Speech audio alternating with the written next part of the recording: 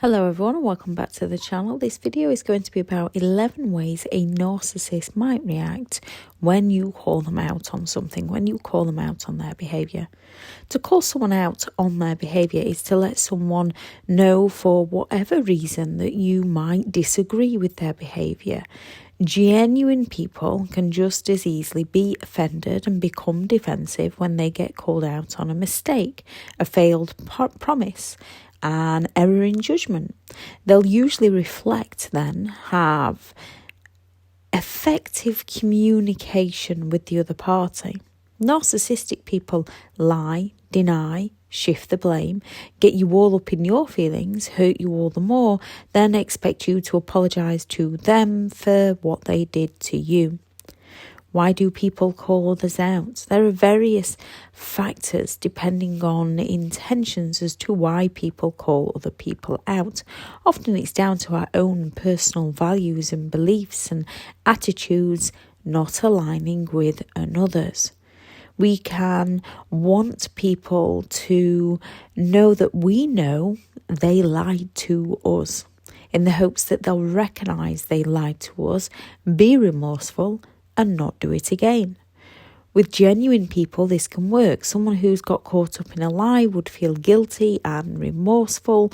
You asking them might pave the way for them to clear their conscience, just as if you'd got caught out in a lie. Often these lies are told to protect another's feelings, not realising that not only are we hurting their feelings, we're also hurting our own by lying to the people we care for. With narcissistic people, they don't see things the way in which we do. They don't lie to protect our feelings. They lie to protect themselves. They don't want to admit faults. They want to escape taking any form of responsibility for their behaviour. We can call people out because we're looking for communication to gain a better understanding of a situation and what's happening. With genuine people, on a whole, communication works great. Misunderstandings can happen and can be resolved. With narcissistic people, they're looking for control, and one of the most powerful ways for them to do this is only let you know what they want you to know, or in a format that leads you to make your own judgment that works in the narcissist's favour. They will lie their way into situations just to lie themselves back out by accusing you of being the one jumping to a conclusion that they led you to jump to. Our instincts can be telling us that something, but we're not quite sure what. Our instincts are telling us what we know, but we don't actually know. We want the evidence to prove it, or we don't want to believe our instincts. When we just know but we don't, it can be very confusing. You often know things that a narcissist will deny and accuse you of being crazy about that you later find out were true. With a narcissist, it's not their instincts, it's their paranoia, because what they're thinking is happening isn't actually happening, but they're paranoid that it is. With your instincts, you think it's happening, and then you will later find out it is happening. With a narcissist, it's more that they're capable of doing that to somebody else, so they will accuse somebody of doing it to them. With a narcissist, their accusations are often confessions. We want to resolve any difference of opinion, come to some form of resolution, agree to disagree with another. While we want to understand someone else's point of view in the hopes they'll understand ours, to learn, grow, gain a wider perspective, see it from another person's point of view, even if we stick to our own, learn more about a situation as we don't have all the information, or explain more about a situation as we believe the other person not to have all the relevant information. A narcissist wants you to agree with them and them only. They want you to take on board their opinion and their opinion only. Only their opinion matters. They'll do their research based on their side of the story that they want to tell you. that they want you to believe. And they'll put up a very convincing argument, or they'll turn into the victim and accuse you of never taking their side. We can call people out because we want to let someone know how their actions have made us feel, in the hopes that they'll not hurt us in that way again. When we unintentionally hurt another's feelings, we want to know because we feel bad and wish to learn not to do that to others again. Or when someone hurts ours, we would like open communication to lessen the pain, in the hopes it'll not happen again. Narcissistic people hurt people's feelings either because they feel entitled to do as they please with a lack of empathy to care, or because they're seeking revenge on another. Communicating how they hurt us only gives a narcissist the information about how they can hurt us all the more. Narcissists don't see a problem with their actions. To them, we should just deal with it. Those, "you know what I'm like," or they'll claim, "if you hadn't, I wouldn't," to shift the blame. So how can a narcissist react when we call them out? 1. Baiting, where the narcissist will intentionally go all out to make you angry by saying or doing something to annoy or taunt or hurt you all the more, deliberately, to emotionally hook, trap or entice you into reacting out towards them, shouting to be heard, throwing things out of sheer frustration, to which a narcissist will stand back, act all calm and ask, "What's wrong with you? Are you having a bad day?" Or claim that you're going crazy, that you need help, as they walk away, to provoke you all the more. This is done to deflect attention away from the narcissist's actions by focusing on your reactions, to make you feel bad and apologise to the narcissist for the bad feelings they've provoked within you. 2. Blame shifting, where the narcissist switches the crazy making onto you. When you confront the narcissist or even try to set boundaries, a narcissist will change the whole focus onto you being the problem.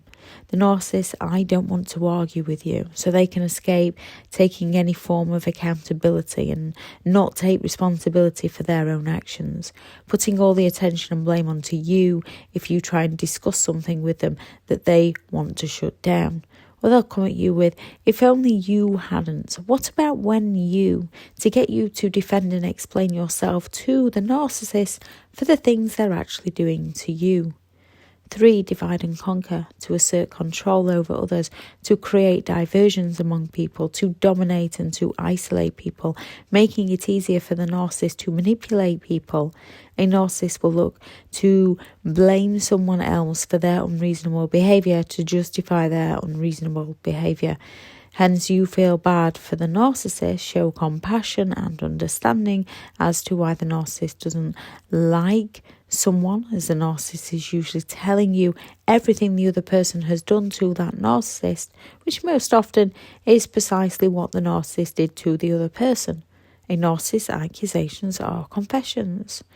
They'll divide so you cannot speak to the other parties involved, so the narcissist can influence you into believing the narcissist's lies, and the narcissist will find a way to justify why they'd be so hurt if you spoke to the third person who they've told you about in strictest confidence, so you don't speak to the third person to get to the truth of the matter. 4. Insincere apology. The narcissist's false apology, their fake apology. The narcissist never feels responsible for their hurtful behaviour. They always find scapegoats to blame, and they believe they're always right. You'll not get a genuine apology, only a false apology, if the narcissist thinks they will meet a need of their own by offering that false apology. To remove any feelings of shame they might have, they might say things like, "I'm sorry, if you hadn't, I wouldn't. I'm sorry, but you can't handle the truth. I'm sorry, you're too sensitive to understand." So the narcissist can reel you back into their manipulative games. They expect you to forgive and forget instantly, and as they get away with their behaviour will often become worse. However, a narcissist will not forgive you. Narcissists hold grudges for a lifetime. 5. Gaslighting. This is an insidious form of psychological abuse where narcissistic people sow seeds of self-doubt into others, claiming what you heard, saw, felt you didn't, or what they didn't tell you, they did. I told you I was going there. How can you of all people not remember? Hence you lose your sense of reality, your sanity. With that, you end up questioning your memories, your perceptions. The narcissist undermines your reality. They lie and give false information by projection, blame shifting, triangulation, saying that never happened. I told you last week, you're too sensitive, you're crazy, you're imagining things. They brainwash you into believing their reality. Projection, where a narcissist will push their own feelings, thoughts, actions, beliefs, opinions, behaviours and traits onto someone else. The narcissist will blame others to escape taking responsibility for their behaviour, so they're not held accountable for their behaviour, and so there's no consequences for their actions. When you ask a narcissist what they're doing, they'll accuse you of what they're doing, from you're a liar, you're cheating, you're insecure, to get you to defend and explain yourself to them so that they don't have to you.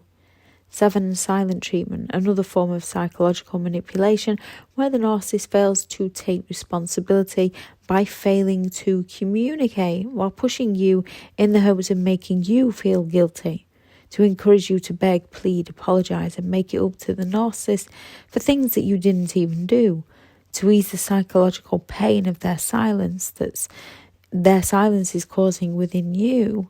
The present silent treatment in the home where you're left walking on eggshells, or where the narcissist just disappears on you. 8. Narcissistic rage. If the narcissist feels criticism, isn't getting things their own way, or feels entitled to something they are not getting, it hurts their inflated ego, setting off wild and sometimes dangerous rage far beyond healthy anger. It's traumatizing to you, and it can also stop you from questioning the narcissist in the future due to the bad experience of the past. 9. Triangulation, where a narcissist uses others to justify their behaviour. Your ex did, my parents were, you know what kind of childhood I had. Through making lies up and informing one person of something another said, to divide and conquer, to do all they can to justify their behaviour, to get away with their behaviour. No matter how much you respect a narcissist's confidence, they'll not respect yours. Call them out and they'll threaten you with, what if Sam knew about you? What about when you did this? Well, how would you feel if your parents found out? Or they'll play the victim. I thought you, of all people, got me, but you're just like my ex. To leave you feeling bad so the narcissist doesn't have to. 10. Word salad. A mixture of words and phrases that lack any meaning to the original topic of conversation. They'll take you away from the topic of conversation. If they promise to take you out somewhere and you ask them about it, when are we going to do this? A narcissist is then going to bring up so many different topics of conversation to confuse you. What do you mean when we're going to do this? What about when you said we were going to do that? The neighbours went here the other day. That seemed a lot more fun. But then I'm thinking about buying a new car, or perhaps we should go on that holiday. Well, you're not perfect, and they're going to do all they can to distract you away from the original topic of conversation and leave you feeling confused. So whatever you call them out on never gets discussed and often gets turned around onto something that you've done wrong, that you might not have even done. Again, so you're the one explaining while the narcissist keeps on draining you. Hoover, named after the vacuum cleaner brand Hoover, as a narcissist will try to suck you back in, to treat you like dirt, to discard you all over again. If you call a narcissist out, they might beg for forgiveness, they might offer those false apologies, they might come with those false promises of change, claim they can't live without you. This is because they still want something from you, or they want to reel you back in just long enough so that they can punish you for breaking their trust in you, or because you found out what they did to you. Narcissists make those around them miserable, often eventually driving others away. If people pull away from the narcissist, they might try to hoover the target back in. Narcissists use lots of different manipulation tactics to do this. What can you do? Sometimes we need to call people out, just like at times we ourselves might need to be called out to reflect, learn and grow. However, with a narcissist, calling them out is only going to criticise their self-importance. They'll often seek to punish you. Stick with those you can communicate with. Walk away from those who seek to hurt you. I am all for justice, but you need to stay safe. We have to learn to recognise the narcissist behaviour for what it is and stop going to those for closure who enjoy opening our wounds. Stop explaining ourselves to those who enjoy using our explanations against us. Stop showing facts and evidence to those who will outright deny it. And stop trying to prove ourselves to those who don't want us to recognise our worth. We have to learn to validate ourselves and our own experience so that other people can no longer drag us along to suit theirs. When it comes to calling people out, there is a safe way to get justice when somebody has wronged another person. And sometimes that safe way is just walking away from that relationship and going to live your life and leaving them to go and live theirs. If anyone has any thoughts on this video, please add those into the comments. If you are looking for further help and support and understanding overcoming narcissistic and emotional abuse, I do have several online guides available, and those teachable links are in the video description. If you're looking for someone to speak to, I have partnered with BetterHelp, and their sponsored link is also in the video description. Go out there and create the day that you deserve, because you do deserve to have an amazing day. Bye.